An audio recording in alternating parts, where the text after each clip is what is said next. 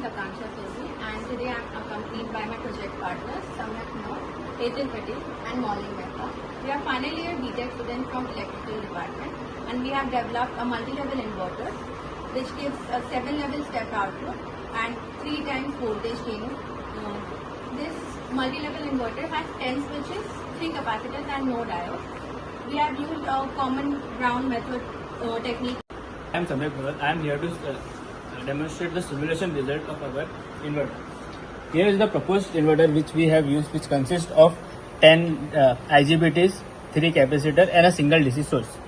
Here are the simulation parameters which we have used, like 120 input voltage with 3 times volting, which have 375 volt as output. Here are the load parameters given below.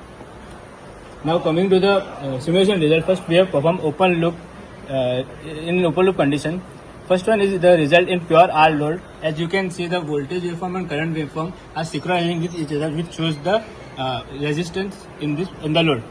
Second one is the load in RL load. As we have introduced the inductor in it, you can see after a few minutes the current waveform is become a pure sinusoidal and it's lagging with the voltage waveform. Third one is the change in modulation index. As you can see, due to the changing of modulation index, the peak voltage level of a 7-level inverter is disappearing, which making it into a 5-level waveform.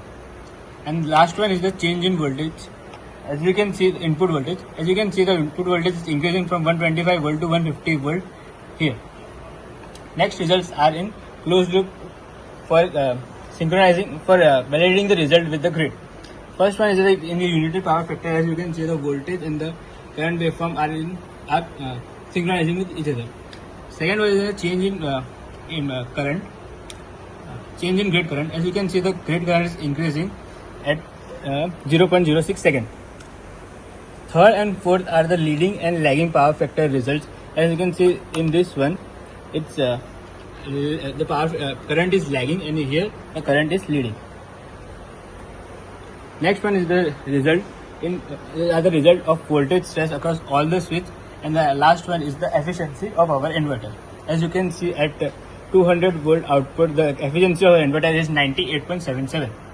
Now my friend Maulin will further introduce the experimental setup. So as we have seen the simulation setup, simulation validation which is explained by my friend Samyak, we made experimental setup which is as shown in here. From host PC we are giving pulse to Arduino microcontroller, and from there we are giving the pulse to gate driver circuit, which then further gives the gate pulse to power circuit as shown here.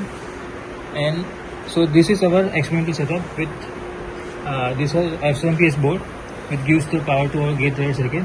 Here is our power circuit which has 3 capacitors, 10 switches and no diodes are used in this circuit. Here are the parameters for which we have used for loads and input voltage and capacitor parameters. So this is the gate driver result, which means the pulse for each of the switches is shown in this figure. Then these are the experimental results. First we took the result with only R load. So in R load we get 7-level output, the voltage output, and this is load. We can also see that in the DSO is shown.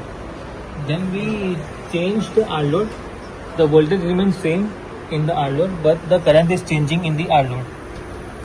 Furthermore, we change in frequency from 50 Hz to 100 Hz, and then we change from modulation index, which goes from 7 level to 5 level.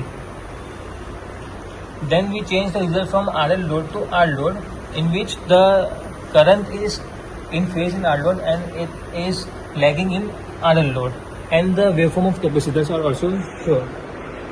These are all the voltage stress across the switches which we have validated experimentally. Now my friend Hetul will continue with the... In conclusion, multi-level inverters like our proposed one is highly suitable and reliable for solar PV applications as well as the electric vehicle. We also get a result under open loop and closed loop condition, which shows our inverter capability to operate in a green condition mode. It also provides a high voltage boosting, lower leakage current and lower total standing voltage. Thank you to our department and our guide Dr. Kaibalya Prasad Panda for enhanced support and